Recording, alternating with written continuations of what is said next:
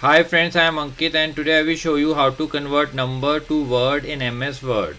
Friends, by using a simple formula, you can very easily convert a number to word in MS Word. Friends, you can see a formula written here.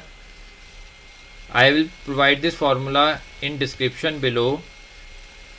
So here in this formula, you simply need to change 000 to a number which you want to convert.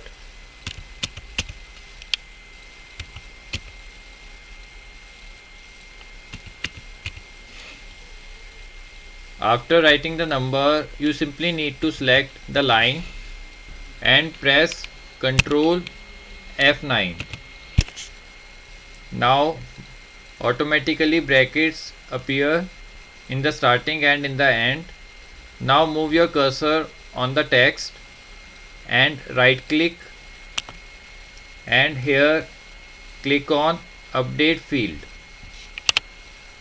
Now friends, it has converted the number into word. So friends, like this you can very easily convert your numbers in Word in Microsoft Word. I hope you find this video useful.